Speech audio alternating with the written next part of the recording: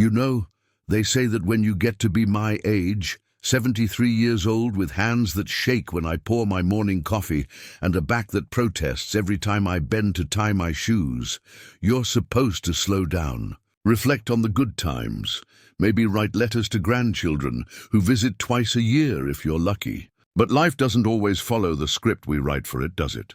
Sometimes, in the twilight of your years, you discover truths so devastating, so completely contrary to everything you believed about the people you love most, that you realize your story isn't ending with peaceful reflection. It's ending with a reckoning. My name is Robert Carson, and I've lived in this house for 42 years. Built it myself, actually, with these same hands that now tremble as I tell you this story. Bought the land with money I'd saved from working double shifts at the steel mill.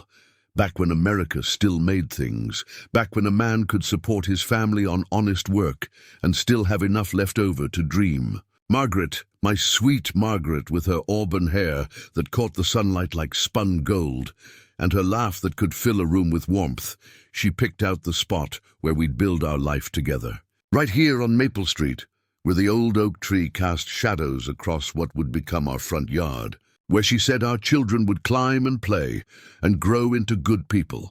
I can still see her standing there in that yellow sundress she loved so much, one hand shading her eyes from the summer sun, the other resting on her growing belly where our first child, David, was waiting to meet the world. She pointed to this very spot and said, "This is it, Robert. This is where we'll grow old together." And God help me, I believed her. I believed we had forever. But forever, as it turns out, is a luxury reserved for people luckier than I was. Margaret died on a Tuesday. I remember that detail with crystal clarity, because Tuesdays were her favorite day of the week. She said they held the most promise. Monday's dread was behind you, but the week still stretched ahead, full of possibilities. It was a stroke, sudden and merciless, the kind that takes a 41-year-old mother of two without warning, without time for goodbyes or final words of wisdom for the children she'd never see graduate, never see married, never see become parents themselves. David was 16 then, all elbows and knees and teenage anger that he couldn't quite direct at the right target. How do you rage against fate? How do you fight an enemy you can't see or touch or understand? So he raged at me instead, and I let him because someone had to carry that fury, and better it be me than him carry it alone. Sarah was 12, my baby girl with Margaret's eyes and her mother's gentle spirit, trying so hard to be the woman of the house when she should have been worried about nothing more serious than homework and which boy she might like at school. Standing in that hospital hallway, still wearing my work clothes because I'd rushed straight from the mill when they called, I made a promise to Margaret's still form beneath those sterile white sheets. I promised her that her children would never want for anything I could provide, that this house she'd chosen, this home we'd built with our own hands and filled with our love, would remain theirs as long as I drew breath, that I would be both mother and father now, whatever the cost to myself. I kept that promise. Dear God, how I kept that promise. The years that followed were a blur of double shifts and side jobs, of selling everything that wasn't nailed down to pay for David's college tuition and Sarah's music lessons. I sold Margaret's jewelry first, broke my heart to do it, but she would have understood. Then went the antique furniture we'd spent years collecting piece by piece. The dining room set that had belonged to her grandmother. The mahogany bookshelf where we'd planned to display all the books we'd read together in our retirement. I even sold my father's watch, the one thing he'd left me when he passed, because Sarah needed braces and David wanted to take that girl. What was her name? Jessica, I think, to the prom. I worked at the mill during the day, then drove across town to clean offices at night. On weekends, I did handyman work for neighbors, fixing leaky faucets and painting houses, always with a smile and a fair price, because I understood what it meant to struggle, to count every penny twice before spending it. My hands grew rough and scarred, my back curved from the constant labor, but inside I felt light, almost buoyant, because every sacrifice was proof of my love for them. Every hardship endured was another way to honor Margaret's memory. David graduated summa cum laude from State University with a degree in business administration. I was so proud that day, sitting in those uncomfortable metal folding chairs, watching my boy, my man, really. Because somewhere along the way, he'd grown tall and broad-shouldered and confident, walk across that stage. He looked so much like Margaret in that moment, with that same determined set to his chin, that same fire in his eyes that said he could conquer the world if he set his mind to it. Sarah became a nurse, following in her mother's footsteps without even realizing it. Margaret had always wanted to work in healthcare, had dreamed of helping people, of making the world a little softer for those who were suffering. She never got the chance. We married young, had children quickly, and her dreams got folded into mine, into ours, until they were just warm memories shared over coffee on Sunday mornings. But Sarah, my beautiful Sarah, she carried that dream forward. She graduated at the top of her nursing program and took a job at Children's Hospital because she said she wanted to help kids who were scared and hurting, the way she'd been scared and hurting when she lost her mother. Both my children found good partners, settled into successful careers, started families of their own. David married a sharp-eyed lawyer named Patricia, who always seemed to be calculating the value of everything she looked at. But she made David happy and gave me 2 grandchildren, Emma and Michael, who lit up my world every time they visited. Sarah married Tom, a kind-hearted teacher who reminded me a little of myself at that age, full of hope and determination to make a difference in the world. They had little Lucy, a cherub-faced angel who called me Grandpa Bobby, and always asked me to tell her stories about the old days. I thought I'd done it. I thought I'd kept my promise to Margaret, raised our children to be good people, successful people, people who understood the value of hard work and family loyalty. I thought the sacrifices had been worth it, that the lonely nights and aching muscles and empty bank accounts had purchased something invaluable, the knowledge that my children would always have each other, would always have this house as their anchor, would always know they were loved unconditionally. I was such a fool. The first hint that something was wrong came on a crisp October morning last year. I was in the kitchen making my usual breakfast, 2 eggs over easy, wheat toast, black coffee, when I heard voices in the backyard. Not unusual in itself. David and Sarah often stopped by on weekends, and I always welcomed their visits. But there was something different about the tone of their conversation, something secretive and urgent that made me pause with the spatula halfway to the plate. I moved to the kitchen window, staying back in the shadows where they wouldn't see me, and watched my children standing beneath the old oak tree where their mother had once stood and dreamed of our future together. They were both dressed casually, David in his weekend khakis and polo shirt, Sarah in jeans and one of those thick sweaters she favored, but their body language was tense, almost conspiratorial. "We can't keep putting this off," David was saying, his voice carrying clearly through the cool autumn air. "Dad's getting older, and this house is way too much for him to handle alone. What happens if he falls down those stairs? What if he has a heart attack and there's nobody here to help him?" Sarah nodded, wrapping her arms around herself against the morning chill. "I know you're right. It's just, this is his home, David, our home. All our memories are here. Memories don't pay for round-the-clock care if he needs it," David replied, and I could hear the sharp edge in his voice that he'd inherited from his new wife. "Look at this place objectively, Sarah. It's a 4-bedroom house in one of the best neighborhoods in town. Property values here have skyrocketed in the past 5 years. We could get at least $400,000 for it, maybe more if we stage it right and wait for the right buyer. $400,000.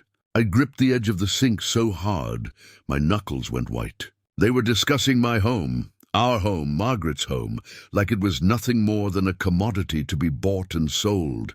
"And then what?" Sarah asked, though her voice sounded smaller now, like she was already accepting defeat. "Where does Dad go?" "Sunrise Manor is nice," David said, mentioning the upscale retirement community on the other side of town. "I drove by there last week and the grounds are beautiful. They have activities, medical care on site, social opportunities." Dad would probably love it once he got used to the idea. Would he, though? You know how he is about this house. He built it with Mom. They plan to grow old here together. David's expression hardened.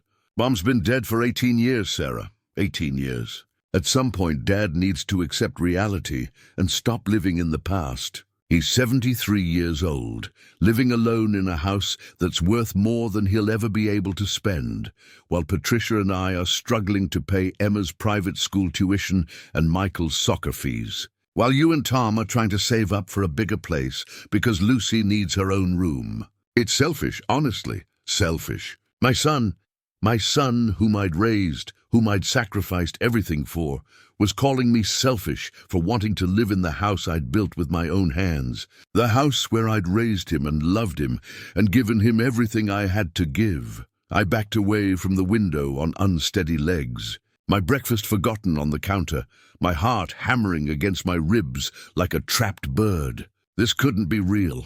This had to be some misunderstanding, some conversation taken out of context. My children wouldn't plan to sell my home out from under me. They wouldn't conspire to warehouse me in some facility like I was an inconvenient piece of furniture they no longer had room for. But as the weeks passed, I began to notice things I'd been blind to before. The way David would walk through the house during visits, his eyes appraising, calculating. The way Sarah would suggest, with increasing frequency, that I might be happier somewhere with more people my own age. The glossy brochures for Sunrise Manor that started appearing on my kitchen counter, left casually where I was sure to see them. They were closing in. My own children, circling like vultures around the life I'd built. The promises I'd made, the love I'd given so freely and completely. And the worst part, the part that kept me awake at night, staring at the ceiling and wondering where I'd gone wrong, was that they seemed to genuinely believe they were doing this for my own good. The breaking point came in December, 3 days before Christmas. I'd spent the morning decorating the tree, the same artificial fir we'd bought when the kids were small, hanging the same ornaments that had adorned our holiday celebrations for decades. Margaret's angel still crowned the top, her porcelain face serene and beautiful, watching over the living room where we'd opened presents and shared Christmas morning coffee for so many years. I was adjusting the lights when I heard a car pull into the driveway. 2 cars, actually. David's BMW and Sarah's sensible Honda. I glanced at the clock. It was only 2 in the afternoon, and neither of them had called to say they were coming by. In the old days, that wouldn't have mattered. This was their home too, and they were always welcome. But these weren't the old days anymore, and I'd learned to be suspicious of unannounced visits. I opened the door before they could knock, putting on the warm smile I'd perfected over the years, the one that said I was delighted to see them even when my heart was breaking. "Well, this is a nice surprise," I said, stepping back to let them in. Come in, come in." I was just finishing the tree. "Sarah, honey, you look tired. Are you working too many shifts again?" Sarah kissed my cheek, but there was something strained about her smile. "Hi, Dad. The tree looks beautiful." "It always does." David followed her in, stamping his feet on the welcome mat with more force than necessary. "Dad, we need to talk. Is there somewhere we can sit down?" The formality in his tone made my chest tighten, but I nodded and led them into the living room. The same room where I'd taught them to tie their shoes and helped them with homework and bandage their scraped knees. We sat on the same couch where Margaret and I had snuggled during countless movie nights, where she'd nursed both babies, where we'd made plans and shared dreams and believed our love could conquer anything. "So," I said, settling into my chair, Margaret's chair, really, though I'd claimed it after she died because it still held the faint scent of her perfume. "What's on your minds?" David and Sarah exchanged a look, one of those wordless communications that siblings perfect over the years. Sarah nodded slightly, some unspoken agreement passing between them, and David cleared his throat. "Dad, Sarah and I have been talking, and we're worried about you." "Worried? About what?" "About you living here alone," Sarah said gently. "This house is so big, and you're not getting any younger. What if something happens to you and we're not around to help?" I felt a bitter smile tug at the corners of my mouth. They were using the same arguments I'd overheard in the backyard, the same carefully rehearsed concern. I'm fine, sweetheart. I may be old, but I'm not helpless. We know that, David said quickly. But Dad, be realistic. You're 73. This place has 2 stories. A basement, a big yard that needs constant maintenance. The heating bills alone must be killing you. And don't even get me started on property taxes. I manage just fine, but you shouldn't have to just manage, Sarah said, leaning forward with tears in her eyes that might have been genuine, might have been calculated. Dad, you've spent your whole life taking care of everyone else. Don't you think you deserve to relax now? To have someone take care of you for a change? I don't need anyone to take care of me. This is my home. Your mother and I built this house together. And I intend to die here. The word die hung in the air like a curse, and I saw them both flinch slightly. Good. Maybe it was time to start talking about uncomfortable truths. That's exactly what we're trying to prevent, David said, his voice taking on the edge I'd heard more and more lately. Dad, what happens if you have a medical emergency and there's nobody around? What happens if you fall down these stairs or have a stroke like Mum did? You could lie here for days before anyone found you. Your mother didn't die because she lived in this house. David, she died because sometimes good people die young, and there's nothing anyone can do about it. That's not the point, he said, frustration bleeding through his careful composure. The point is that you're being stubborn about something that affects all of us. This house is worth a fortune, Dad. You're sitting on enough money to live comfortably for the rest of your life. But instead you're clinging to memories and forcing all of us to worry about you constantly. And there it was, the truth beneath all the concern and caring words. This house, my house, Margaret's house, was worth a fortune, and they wanted their share of it. They wanted to cash in their inheritance while I was still alive, to profit from the sacrifices I'd made, the love I'd poured into these walls. I see, I said quietly. And where exactly do you propose I go while you're selling our home? We've been looking at Sunrise Manor, Sarah said quickly, as if rushing through the words would make them less hurtful. Dad, it's beautiful. They have a lovely dining room, activities every day, medical staff on site. You'd make friends, have people to talk to. You wouldn't be so lonely anymore, lonely. They thought I was lonely in the house, where every room held memories of their mother, where every corner whispered with the echoes of their childhood laughter, where I could still feel Margaret's presence in the way the afternoon light slanted through the kitchen window and the way the old floorboards creaked their familiar song. I'm not lonely, I said. I'm home. David stood up abruptly, pacing to the window where he could look out at the backyard, at the oak tree, where he and Sarah had plotted my future like I was already dead and buried. Dad, you're not being rational about this. We've done the research, run the numbers. The sale of this house would set you up for life at Sunrise Manor with money left over for medical expenses, emergencies, anything you might need. And it would help Sarah and me too. We could pay off our mortgages, secure our kids' education funds, maybe even retire earlier than we planned. Ah, I said, understanding flooding through me like cold water. So this is about helping me, but it's also about helping yourselves. There's nothing wrong with that, David said, turning back to face me with his jaw set in a stubborn line I remembered from his teenage years. Families help each other. You've always taught us that. Yes, I agreed, I have. I've taught you that by example, by working 3 jobs to pay for your education, by selling everything I owned to give you opportunities I never had, by sacrificing my own comfort and happiness to make sure you never wanted for anything. And we're grateful for that, Sarah said, tears starting to flow now. Dad, we love you so much, and that's why we want what's best for you. Can't you see that we're trying to help? I looked at my daughter, my sweet Sarah with her mother's eyes and her mother's gentle heart, and wondered when she'd learned to lie so convincingly. Or maybe she wasn't lying. Maybe she really believed that selling my home and warehousing me in a retirement facility was an act of love. Maybe they both believed it. I need some time to think about this, I said finally.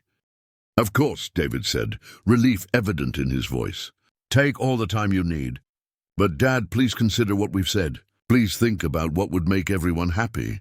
Everyone except me, I thought, but I didn't say it. Instead, I walked them to the door, hugged them both, and told them I loved them, because despite everything I did, they were my children, my blood, the best parts of Margaret and me combined. The fact that they were planning to betray me didn't change that love, even if it broke my heart.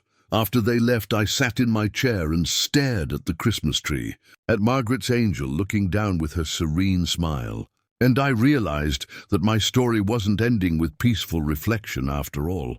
It was time to start planning, but not the kind of planning they expected. You have to understand, I'm not a vengeful man by nature. I spent my whole life believing in the goodness of people, in the power of love and sacrifice to create something beautiful and lasting. Even when life dealt me cruel blows, losing Margaret, struggling to raise 2 children alone, working myself nearly to death to provide for them, I never grew bitter or cynical. I always believed that if you gave your heart completely, if you loved without reservation or condition, that love would be returned in kind. But sitting there in the glow of those Christmas lights, listening to the old house settle around me with its familiar creaks and sighs, I realized that love alone wasn't enough to protect what mattered. Sometimes you needed strategy. Sometimes you needed to be smarter than the people trying to take advantage of your trust. So I began to plan, carefully and methodically, the way I'd once planned the construction of this house, measuring twice and cutting once, making sure every detail was perfect before I made my move. The first thing I did was call my lawyer, Harold Brennan, who'd been handling my affairs since Margaret died. Harold was my age, a grandfather himself, and he understood the importance of protecting family legacies. When I explained the situation to him, his voice grew cold with professional anger.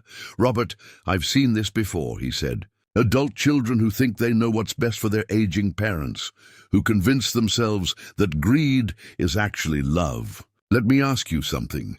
Have David or Sarah ever suggested you get a reverse mortgage on the house? Or maybe put them on the deed as joint owners?" "Not yet," I said. "But I have a feeling those conversations are coming." "They probably are. Here's what we're going to do. We're going to set up an irrevocable trust with your late wife's name on it, the Margaret Carson Memorial Trust. The house goes into the trust along with all your other major assets. You'll remain the beneficiary for life, meaning you can live there and use the assets as long as you're alive. But when you die, everything goes directly to your grandchildren, not to David and Sarah. Won't that create problems?" "What if David and Sarah try to contest it?" Harold chuckled, but there was no humor in it. "Let them try. Irrevocable trusts are nearly impossible to break, especially when they're properly funded and managed. And here's the beautiful part. You can change the terms of who becomes beneficiary if circumstances change. If your grandchildren prove themselves unworthy, you can designate the money for charity instead. It gives you complete control while protecting the assets from anyone who might try to manipulate or coerce you." Over the next several weeks, we worked together to move all my assets into the trust. The house, my savings accounts, my small investment portfolio, even Margaret's life insurance policy that I'd never touched, everything went into the Margaret Carson Memorial Trust. On paper, I now owned nothing.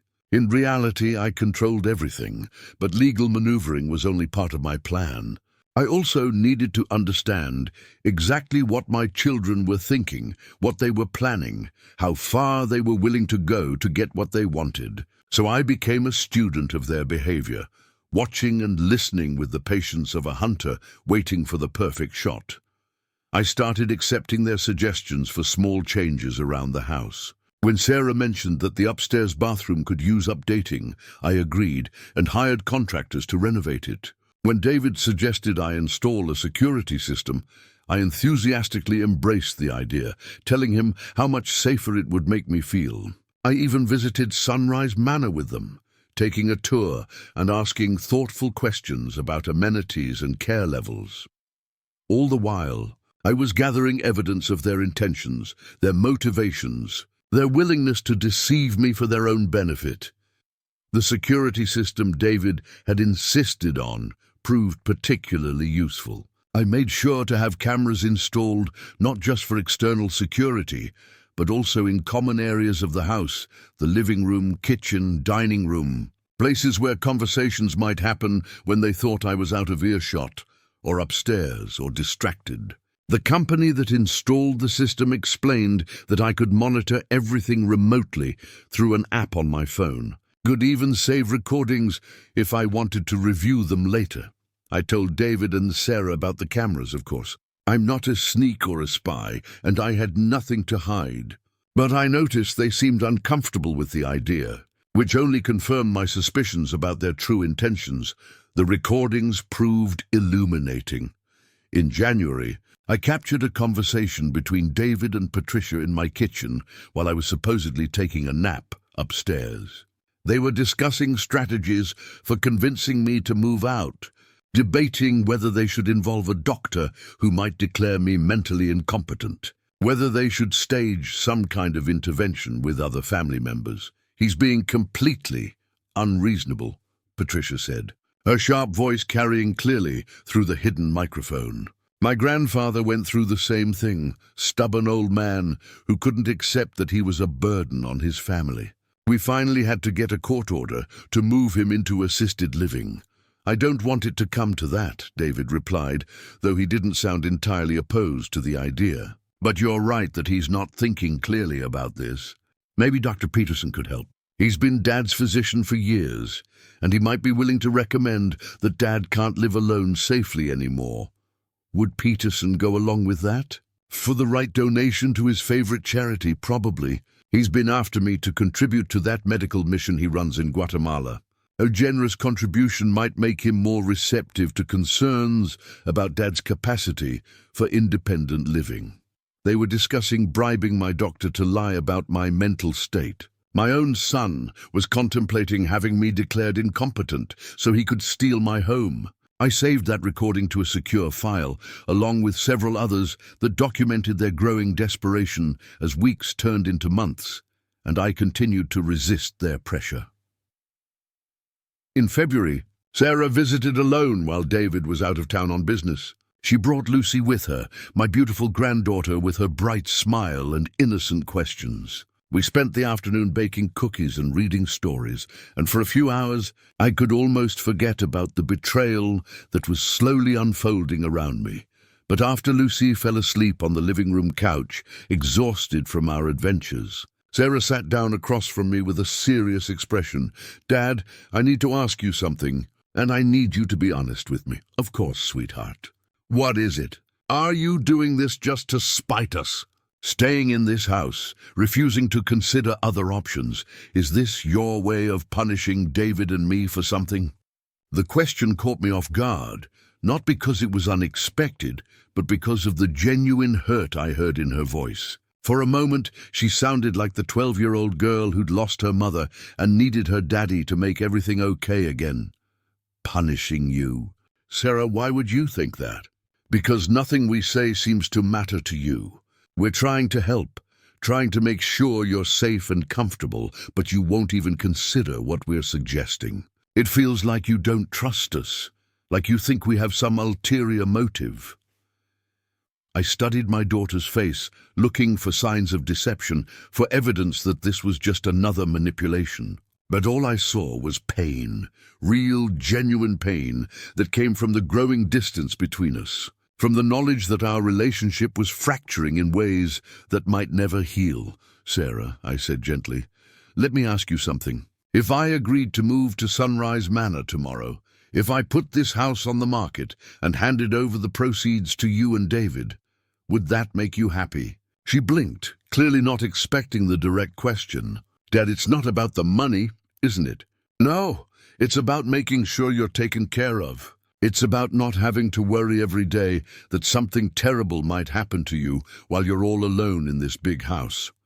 "But the money would be nice, wouldn't it?" Being able to pay off your mortgages, secure the kids' college funds, maybe retire early like David mentioned.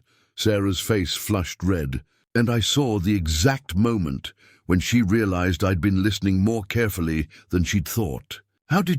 What did David say to you? He said that selling this house would help your family as well as mine. He said there was nothing wrong with that families should help each other. And there isn't anything wrong with that, Sarah said defensively.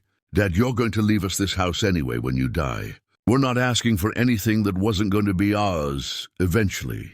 We're just asking you to let us help you while you're still alive to benefit from it. I see, so this is about my inevitable death and how inconvenient it is that I'm still alive to complicate your inheritance plans. That's not fair, and you know it. Fair? I leaned forward, feeling anger rise in my chest for the first time since this whole ordeal began. Sarah, do you know what I did to make sure you could become a nurse? Do you know what I sacrificed so you could go to school without worrying about money? Dad, please, I sold your mother's engagement ring. The ring I'd saved for 6 months to buy. The ring she wore every day for 22 years until the day she died. I sold it to a pawn shop for a quarter of what it was worth because you needed textbooks and uniforms and clinical fees. Sarah's eyes filled with tears. But I wasn't finished.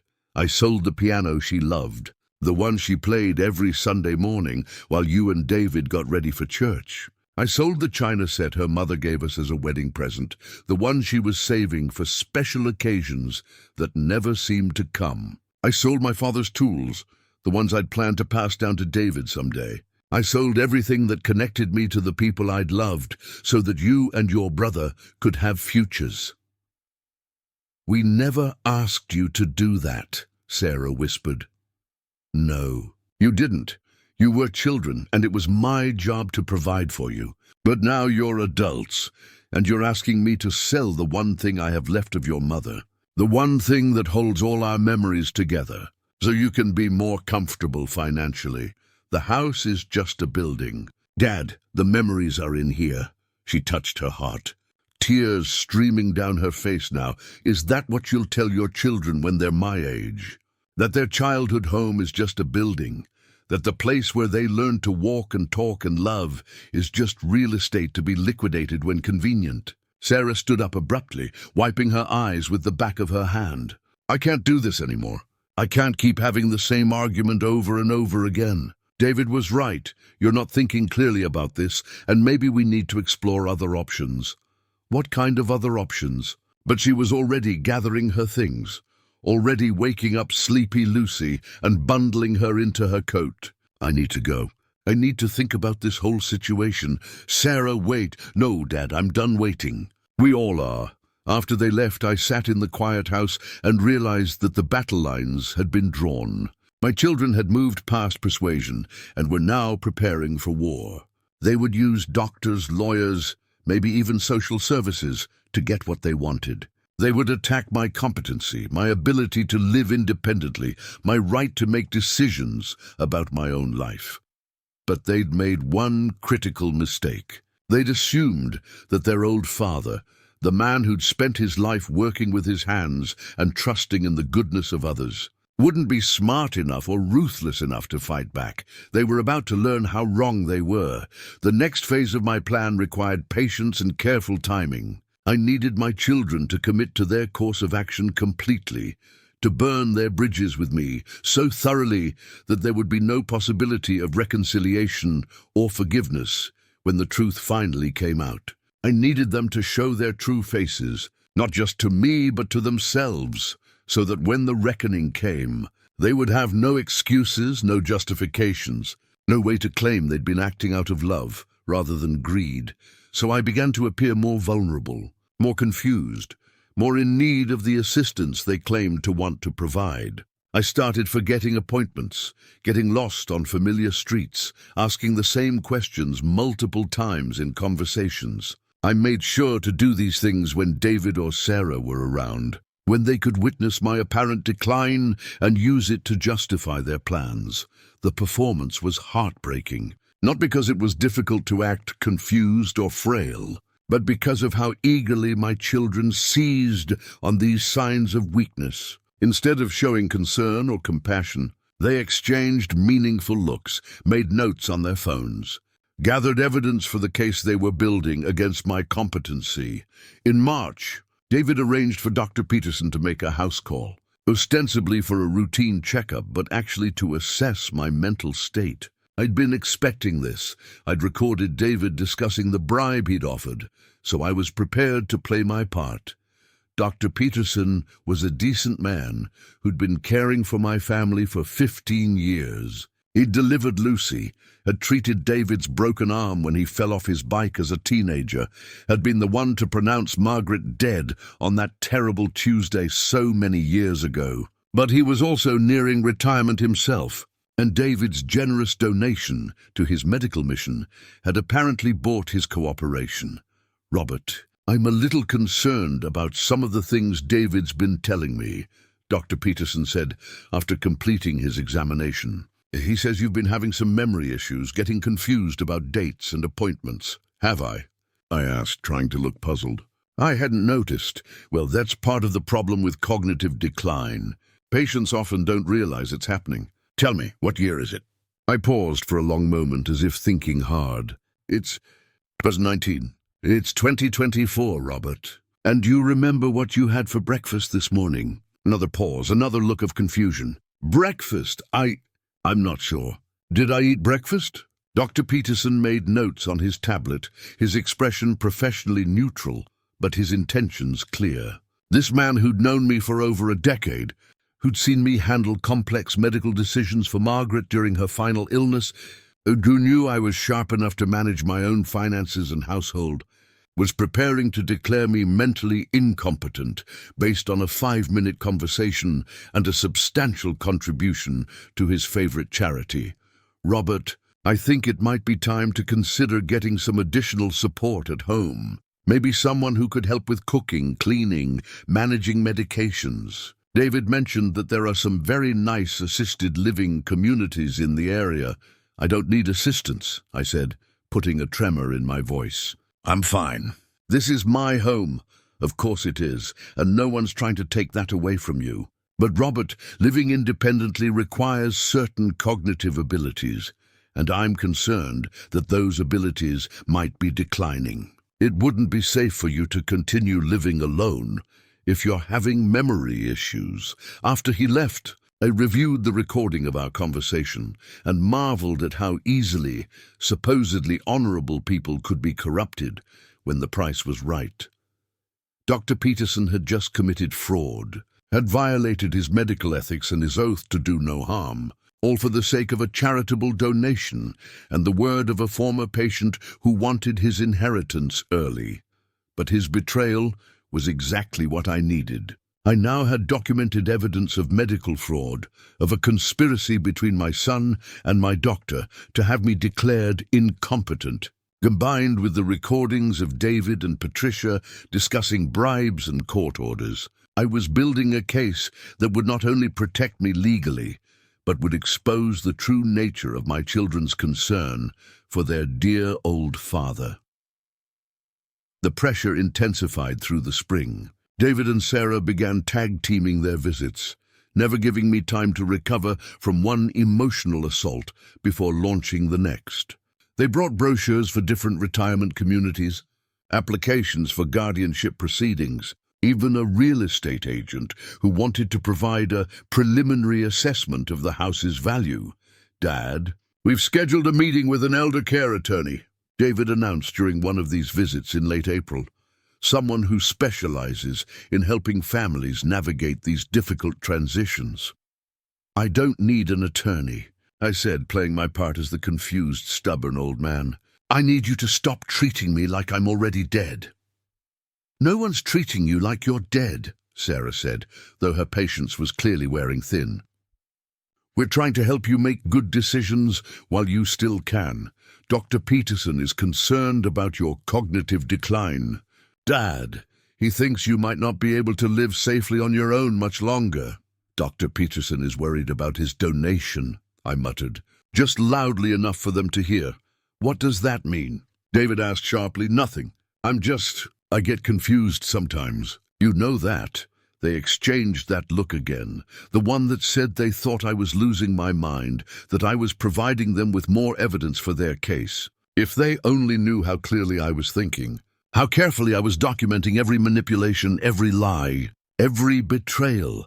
The attorney they'd chosen was a woman named Victoria Strand, who specialized in what she called difficult family situations involving elderly clients. She arrived at my house on a warm May morning, dressed in a sharp business suit and carrying a briefcase full of legal documents designed to transfer control of my life to my children. "Mr. Carson," she said, settling into Margaret's chair with an authority that made my blood boil, "your children are concerned about your welfare. They've asked me to explain some options that might help ensure your safety and security as you age." "I'm listening," I said, though I already knew exactly what she was going to propose. "The first option is a voluntary guardianship arrangement. You would sign papers giving David and Sarah legal authority to make decisions about your health care, finances, and living situation. This would allow them to help you manage your affairs while ensuring that your wishes are respected to the extent possible." "And if I don't want to sign these papers?" Victoria's smile was practiced, professional, and completely without warmth. "Well, if there are concerns about your capacity to make sound decisions, your children could petition the court for an involuntary guardianship. That process involves medical evaluations, court hearings, and can be quite stressful for everyone involved. The voluntary approach is really much more pleasant for families." "I see. And in either case, David and Sarah would have the authority to sell this house and move me wherever they think best." "If that's what's in your best interest, yes. Mr. Carson, your children love you very much. They're not trying to hurt you. They're trying to protect you." I looked around the room where I'd spent so many happy years with Margaret, where I'd raised my children, where every piece of furniture and every photograph held memories that these people were trying to price and package and sell. Then I looked at Victoria Strand with her cold eyes and calculated smile, at David with his impatient scowl, at Sarah with her tears that might have been genuine or might have been performance art. "I need time to think about this," I said finally. "Of course," Victoria replied, standing to leave. "But Mr. Carson, I should mention that Dr. Peterson's evaluation raises some serious concerns about your competency. If we're going to pursue the voluntary option, we should probably move quickly, before the court decides that you're no longer able to make these decisions for yourself." The threat was clear, delivered with professional courtesy, but unmistakable in its meaning. "Sign over control of your life voluntarily, or we'll take it from you by force." After they left, I called Harold Brennan and told him it was time to accelerate our timeline. The trust was fully funded and legally bulletproof, but now we needed to prepare for the more dramatic elements of my plan. Harold, bless his soul, was almost as angry as I was about what my children were attempting. "Robert, what they're doing isn't just morally reprehensible, it's criminal. Conspiracy to commit fraud, elder abuse, medical fraud, possibly even extortion. We have enough evidence to put them all in prison if we wanted to. I don't want them in prison, Harold. They're still my children. But I do want them to understand the consequences of their choices, and I want them to live with the knowledge of what they were willing to do to their own father."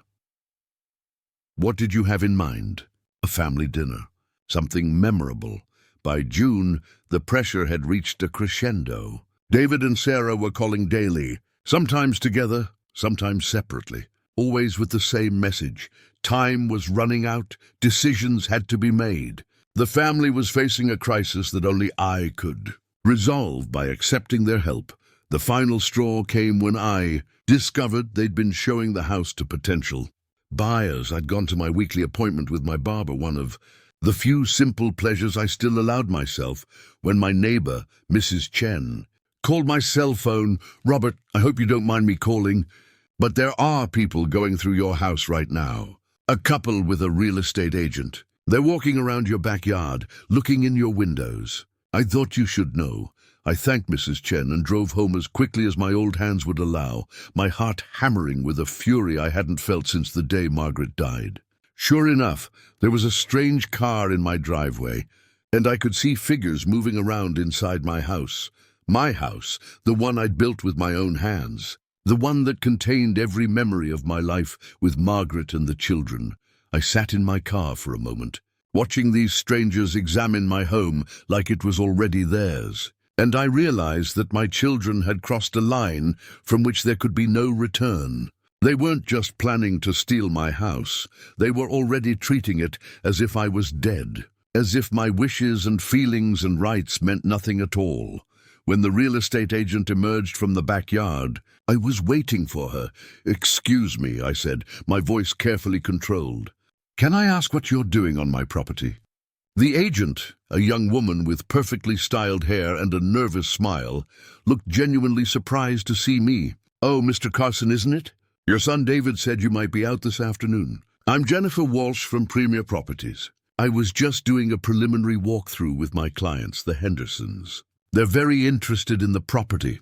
"Interested in buying it, you mean?" "Well, yes, assuming it comes on the market soon. David mentioned that you might be moving to a retirement community, and the Hendersons are looking for a house in exactly this neighborhood."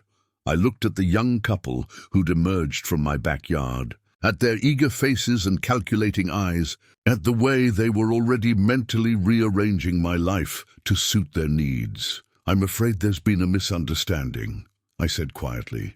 "This house is not for sale. It will never be for sale.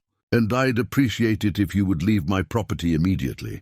Jennifer Walsh's smile faltered. "Oh, but David assured me—" "David doesn't own this house, I do. And I'm asking you to leave."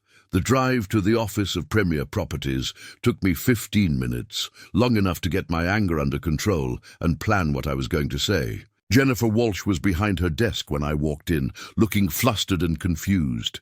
"Mr. Carson, I'm so sorry about the confusion earlier. I spoke with David, and he explained that there might be some family miscommunication about the timing." "Ms. Walsh," I interrupted, "let me be very clear about something. My son does not have the authority to list my house for sale. He does not have power of attorney over my affairs. He does not speak for me in any legal or financial matter. If he contacted you claiming otherwise, then he has committed fraud. Oh no, I'm sure it's just a misunderstanding." "Did David tell you he had legal authority to sell my house?" She hesitated, clearly realizing she might be in the middle of something more serious than a family squabble. He said the family was handling your affairs because of some health concerns." "I see. And did you ask to see documentation of this legal authority? Power of attorney papers, guardianship orders, anything that would actually give him the right to make decisions about my property?" "Well, no, but then you were about to participate in the fraudulent sale of my home, based on the word of someone who has no legal standing to make such decisions." I left her office with the satisfaction of knowing that David's amateur real estate scheme had just blown up in his face. But more importantly, I now had the final piece of evidence I needed for the confrontation that was coming. That evening, I called both of my children and asked them to come to dinner on Sunday. A family meal, I told them.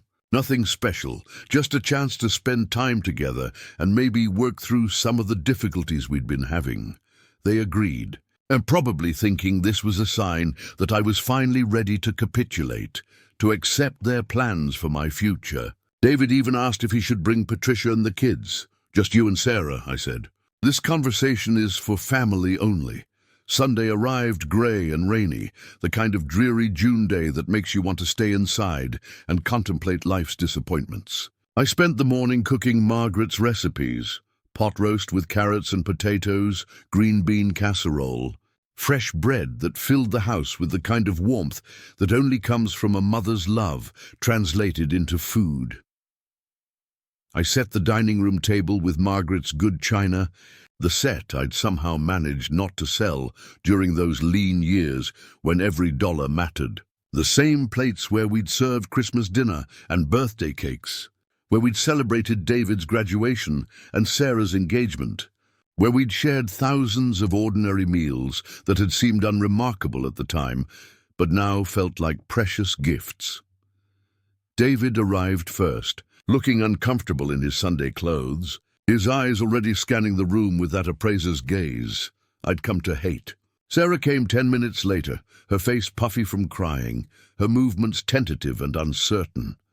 "Dad, the house smells incredible," she said, kissing my cheek with what felt like genuine affection. "It's been so long since you cooked like this. Your mother's recipes," I said simply. I thought it was time. We made small talk during the meal, carefully avoiding the elephant in the room that had been destroying our relationship for months. I asked about the grandchildren, about work, about everything except the real reason we were all sitting around this table together. David and Sarah seemed to sense that something important was coming, but they couldn't have imagined what I had planned.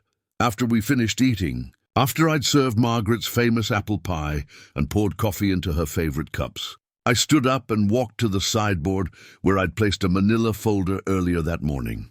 "Before we have dessert," I said, returning to the table with the folder in my hands, "I wanted to share something with both of you. Something I've been working on for the past several months." I opened the folder and withdrew a stack of photographs, laying them on the table between the coffee cups and dessert plates. The first photograph showed David and Patricia in my kitchen, their heads bent together in conversation. The second showed Sarah sitting in my living room, tears streaming down her face as she talked on her phone. "What are these?" David asked, though his voice suggested he already knew. "These are screenshots from the security system you insisted I install. The system that records everything that happens in the common areas of my house."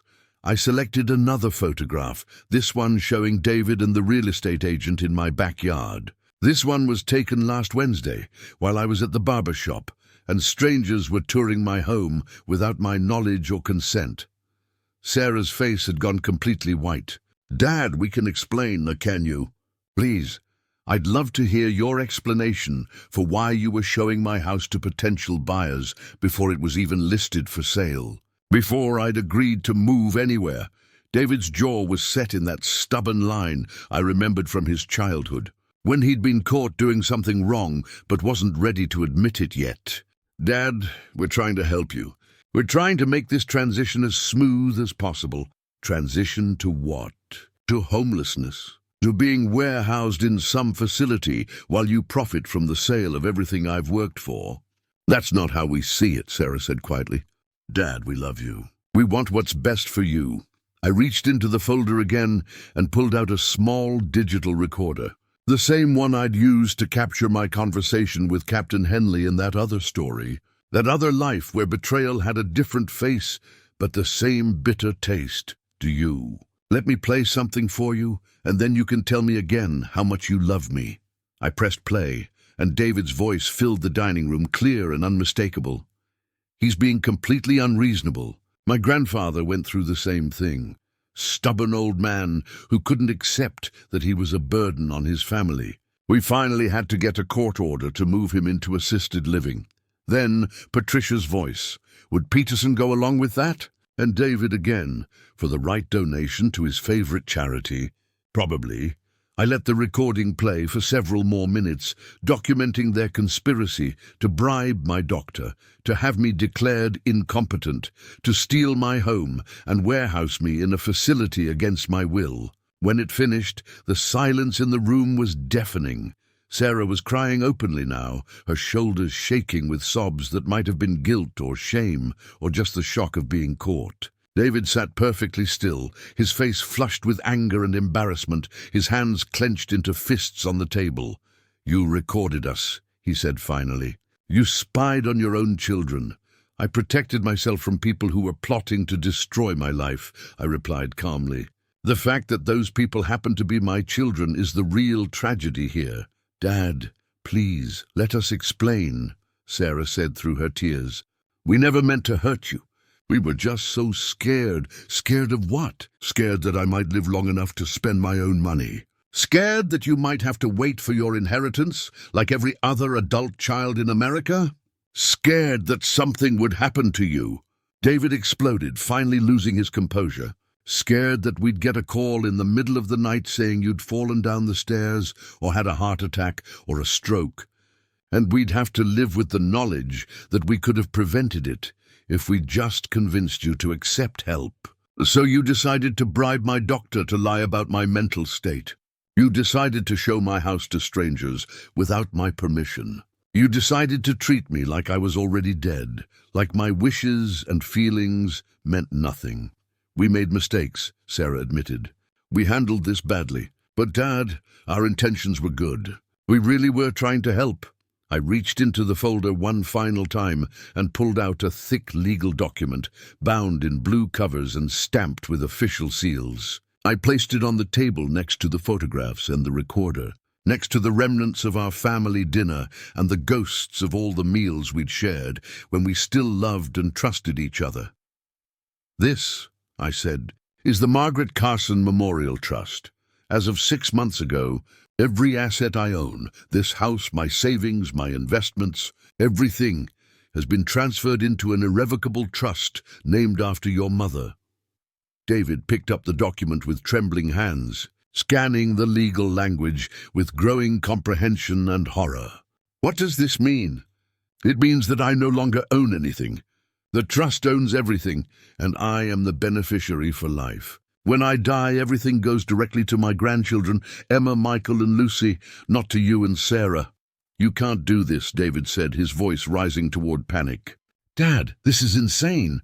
You can't just disinherit your own children because we made some mistakes. I can, and I have. But David, let me be very clear about something.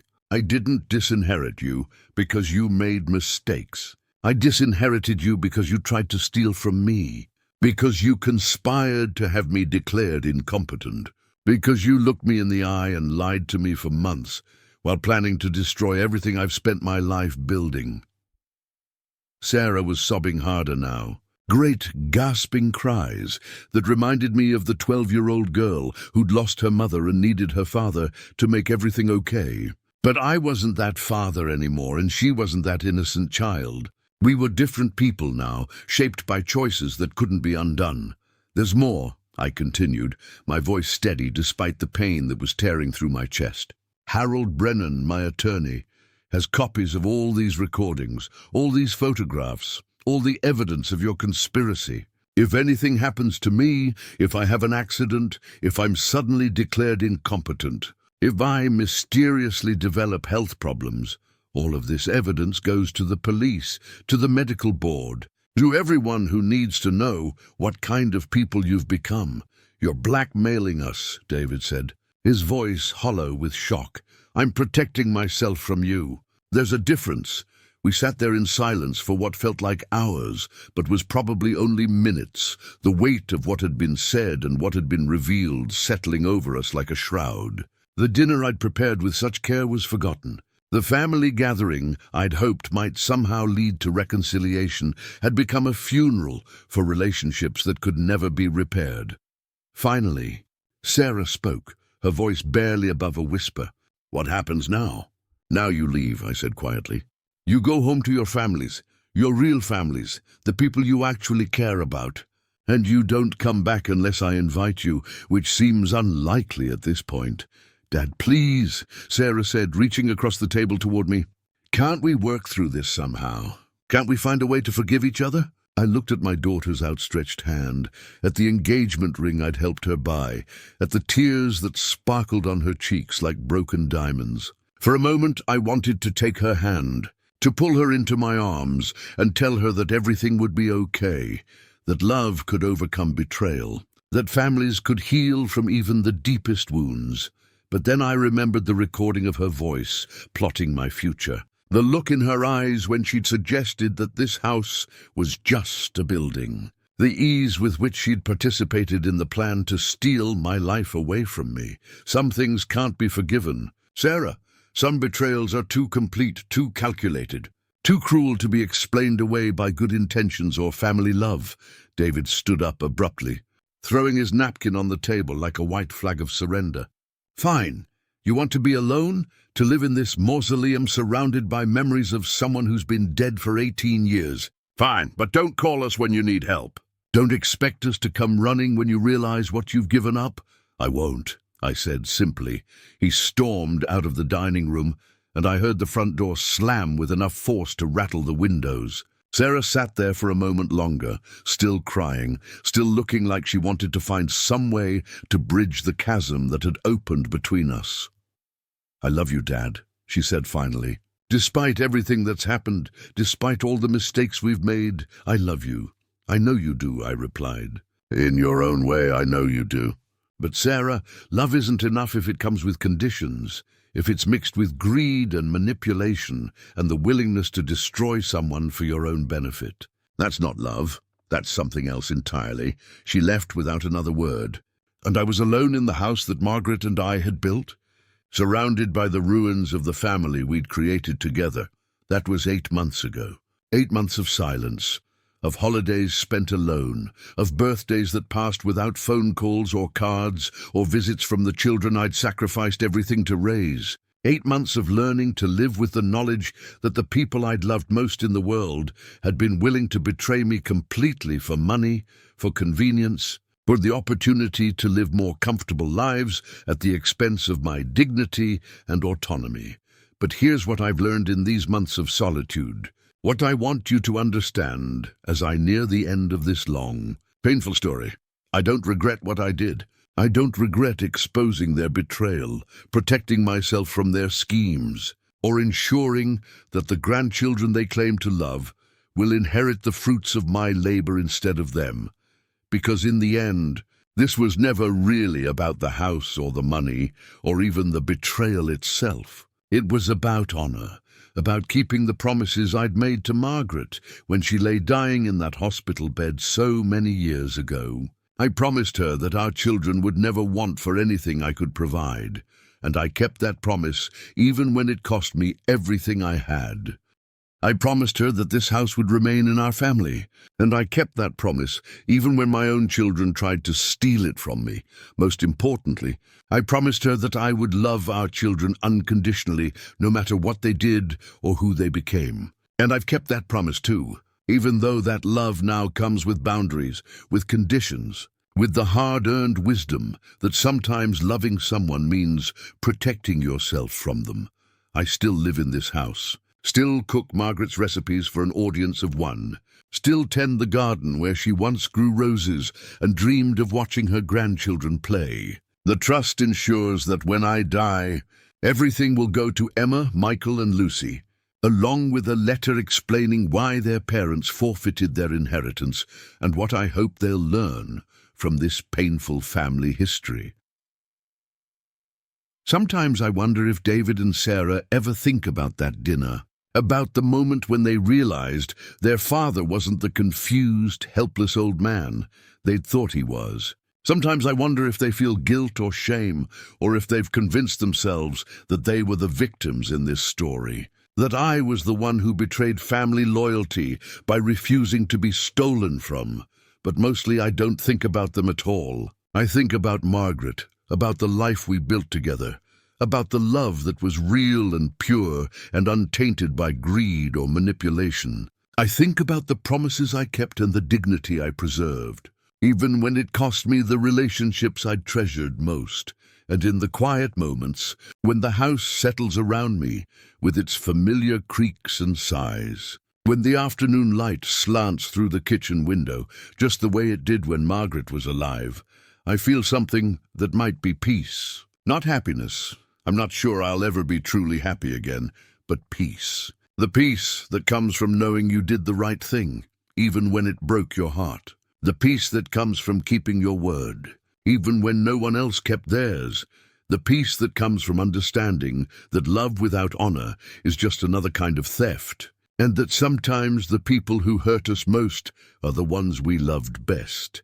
That's the truth I've learned in the twilight of my life. The wisdom I've paid for with loneliness and heartbreak and the ashes of dreams I once thought were unbreakable. Family betrayal cuts deepest because it comes from the people we trust most. But dignity and honor and the promises we make to those we love, those things endure long after the betrayers have moved on to easier targets.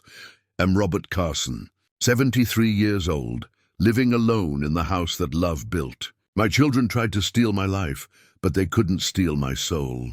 They tried to break my spirit, but they couldn't break my word. And in the end, that's enough. It has to be enough, because it's all I have left.